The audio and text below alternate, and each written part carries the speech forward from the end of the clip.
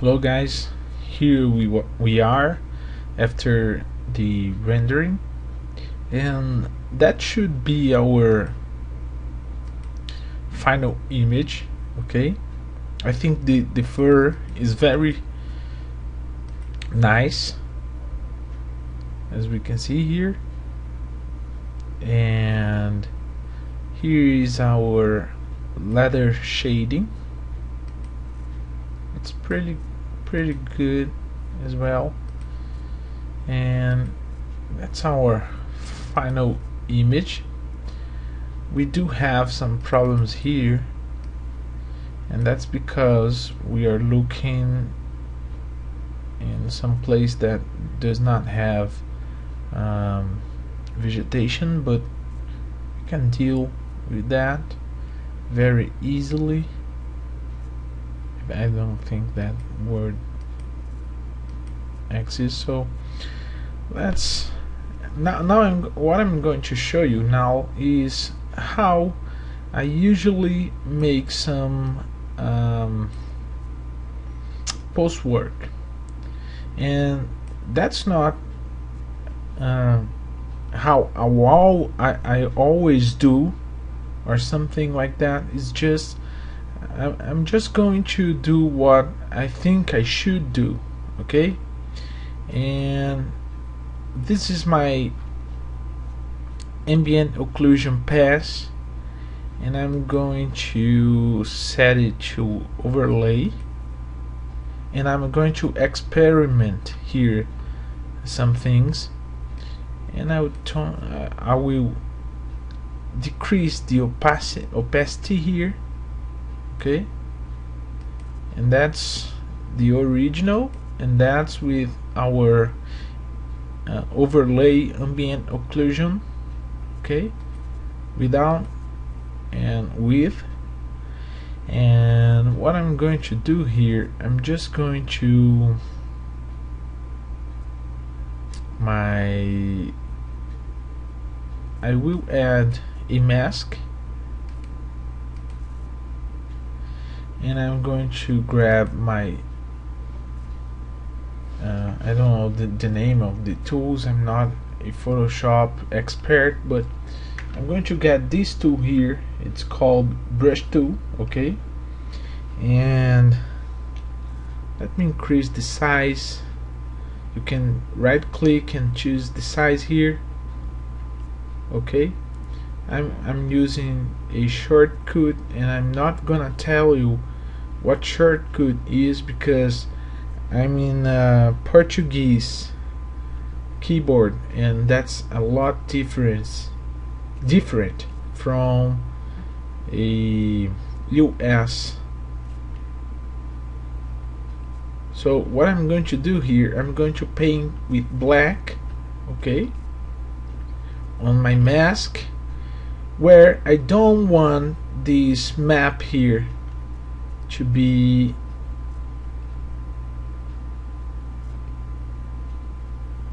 on my image, and I'm going to paint over the fur because I don't want my fur here getting darker. Okay,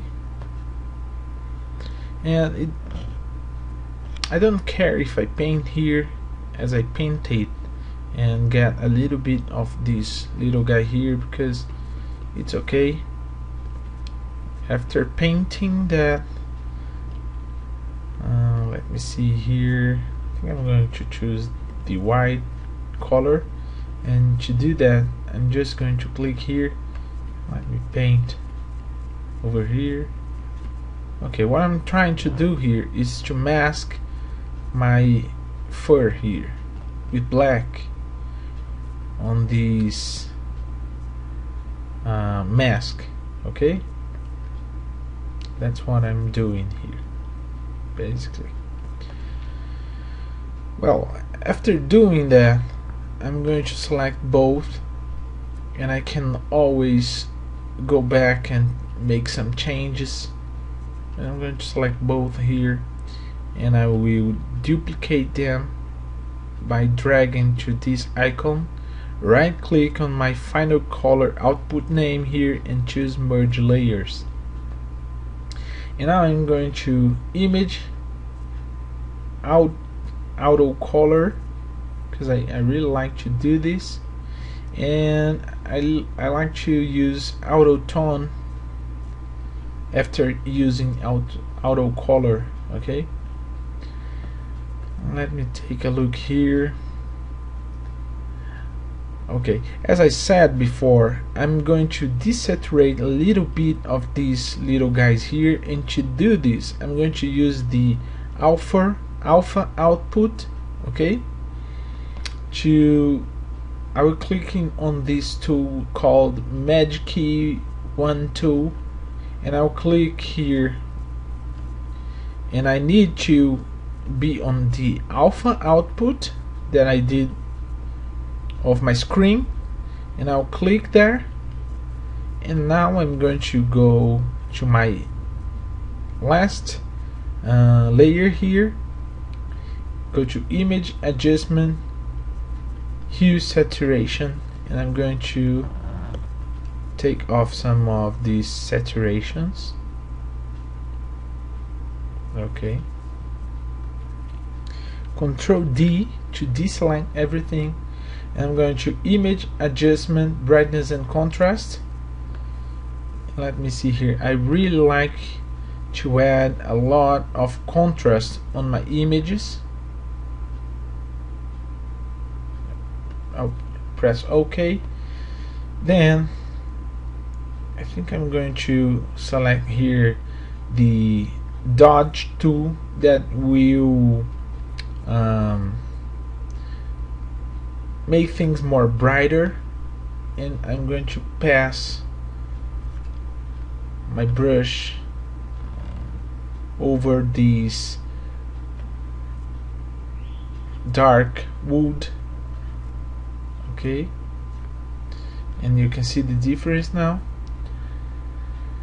And I'm going to change here, and I was on shadow here. Now I'm going to change to mid-tones, and I'm going to paint over my fur here to make the white part even more brighter.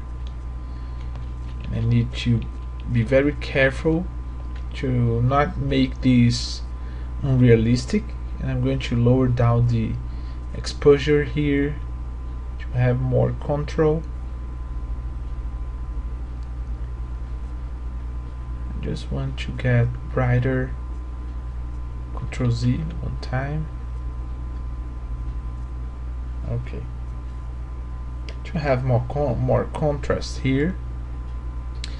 And I'm going to change the burn tool that makes the opposite, and I'm going to lower down these, and I will paint over this chair, because Control Z, and I'm going to lower that even more because I think it's too hot in this chair. Okay, with highlights selected, and let me see here. Okay, now I think I'm going to desaturate all my scene, and I don't need to have something selected, only this layer. Then I'm going to image adjustment, hue saturation, and desaturate some. What I'm trying to achieve here is some kind of realism, and I think that's help. You have a lot of contrast and less saturation. It helps to achieve more realism. And I really like to add some bloom on my images, but I don't think this image needs to. But I'll try to select all my bright pixels here, Control D to deselect, and I'm going to show you. I will use again the Magic Fan tool and click somewhere that I think it's pure white, and it will select some pixels that really approach what I've selected here. And if your Magic Event tool didn't select like I'm selecting here, it's because you have continuous selected. If I have and click, I will select only the pixels that are connected. For example, if I click here, I'll select all those pixels because they are connected through this bridge here, the chair. Okay, so Control D to deselect everything. I'm going to uncheck continuous and click somewhere I think it's very bright. Then I'm going to press Control J. Let me see here if yes, J, and it will duplicate that layer. Let me show you here. As you can see here, I have duplicated that layer. Okay, so now I'm going to filter, blur, Gaussian blur, and I'll choose, and I'll just look for some good settings here. And again, that's not something you can type here. It will always be 41. You just have to look at your scene. And I'm going to decrease the opacity of this layer and take a look at here to the bloom. It adds, oops, with, without, on, off. Okay,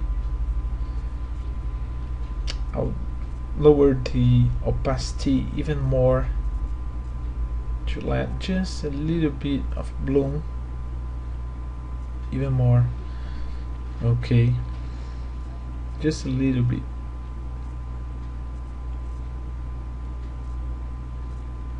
And that's what I usually do, but it's totally personal taste and settings. Okay, so I'm going to right click here and merge again those two layers,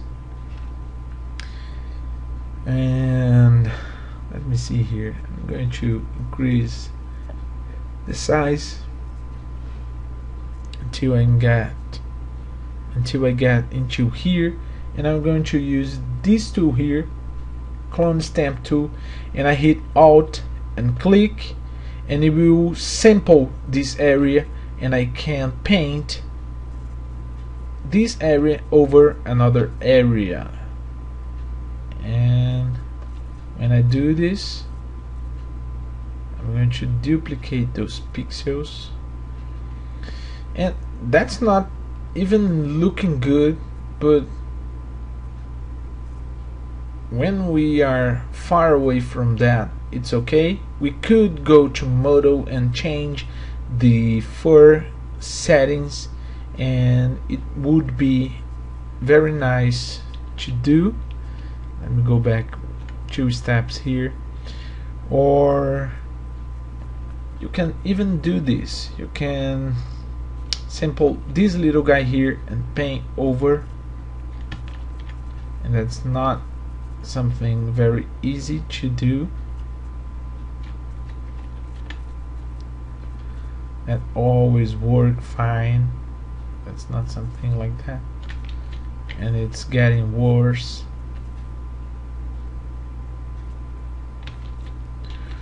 Or let me go back some steps here. You can leave as it is. Again, I'm not a professional on Photoshop, and I think it's looking pretty good. I'm going to my filter, and let me just take a look how it would look like with some depth of field, and I'll select that depth output, and I'm going to press Ctrl A to select everything and Ctrl C to copy it. Then I'm going to select this layer, go to channels, and I will add another channel, and I will paste it, and I can rename, but I will add as alpha 1. Then go back to the RGB, go to layers, and make sure you have this layer selected, and then go to Ctrl D to deselect, filter, blur, lens blur. And now I'm going to zoom out here, and now I'm going to select alpha 1 as the depth map, and I'm going to increase the radius here so you can see better what it's doing. It's blurring some parts, and when you click it will be on focus. I don't know how to say that. I'm sorry if I'm pronouncing something very, very bad here. I think it's where your focal will be, I don't know. So when I click here, I have this part on focus, and everything has no focal.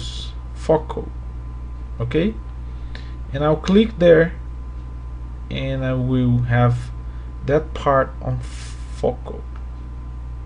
I'm sorry. And I'll click on the TV that is the center of my image here, and I will turn down the radius just to give a little bit of a depth of field, something that would happen on the real camera, but not too much, because I don't want this thing here very hard, because it would look like as a little room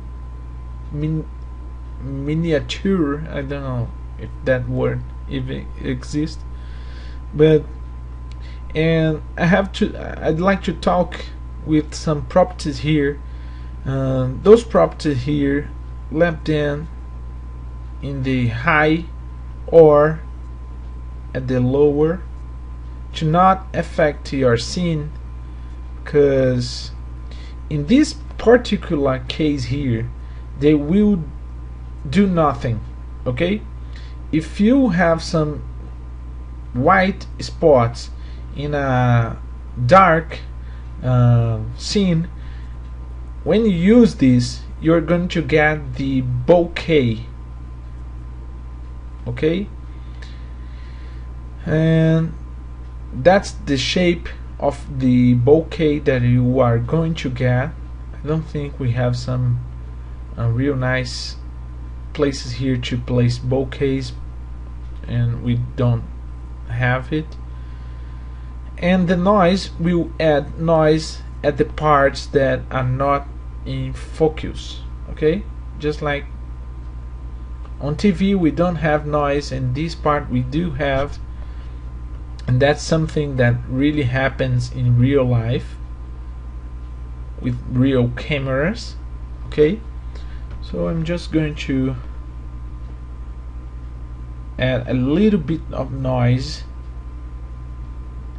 and a little bit of distortion here, of blur,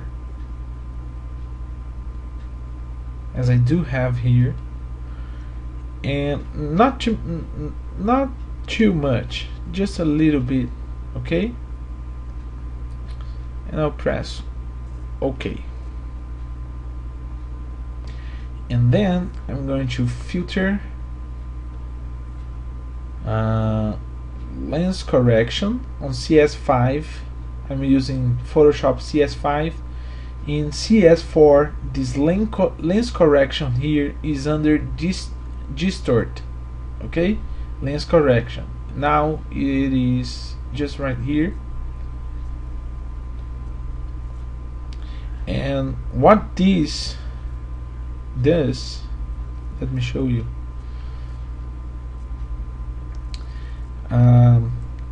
Have you seen digital photograph keys or that have those contours on the edges, blue or magenta or cyan? And I'm going to show you what it is, and you are going to remember. The setting that I really like to use is edge extension. Okay, this property here, edge extension on CS4, is right here down below all those settings, and you don't have this blue yellow fring. Okay, let me show you here. Let me go crazy here, totally to the right, and you can see here, let me zoom.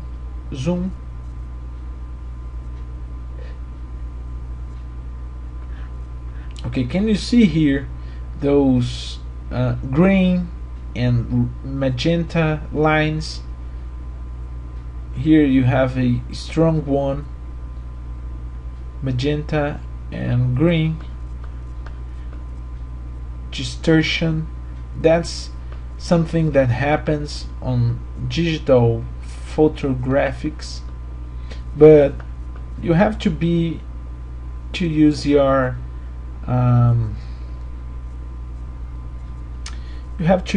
good taste to not use very much, because it really adds some realism, but it can be very annoying to see that much effect. Okay, so try not to use too much. In CS4, something around 7, it would definitely be enough, but on this version I've noticed that I have to go far on those settings, so it's something you have to try by yourself. And on the glass here, I'm seeing a lot more effects than the rest of the scene, and that's something good. I'm going to use here some settings, and now I really like to add this yellow fring here. Okay, I think I'm done here with that. And I really like to add some vignette. What this does, you can see here my corners get darker. Okay, and that's something that happens to our camera, real camera. And I'm press OK here, and when I go back with Ctrl Z, you can see the difference down here and down here. Okay, try not to use too much. I've used it more than I need, so I'm going to go back here, filter, and do that again, edge extension, and I'm going to add some chromatic aberration and just a little bit of vignette. Okay,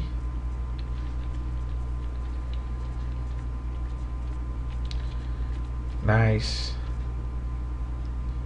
And to finish, let me see here what I can do else. No, I think that's okay. And I'm going just to image size, and as I said, I rendered a lot bigger than I need, and I'm going to change here from 300 to 150, 1500, 3000 to 1500. Okay, now it's correct, and I press OK, and let me zoom here. As you can see, I have a very good definition on my edges.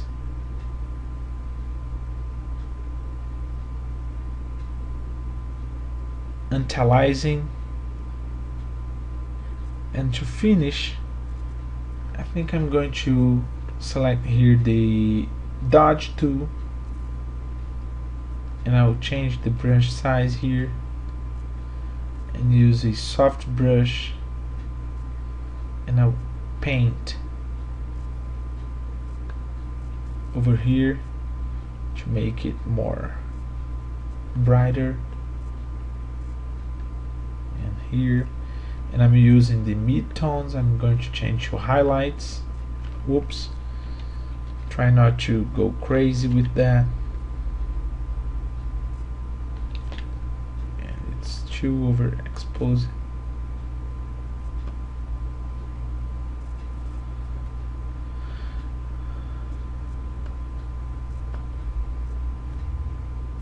And I'm going to back to mid-tones.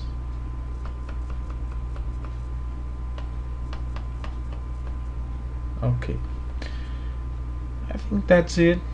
I think I really like the result here. That's the final image that you are going to see, and I think that's it. I hope you guys like, and let me know what you think about all these. You can post on Luxology forum. I'm always there, and I hope you guys could learn something about I don't know everything, but what I know I really like to share.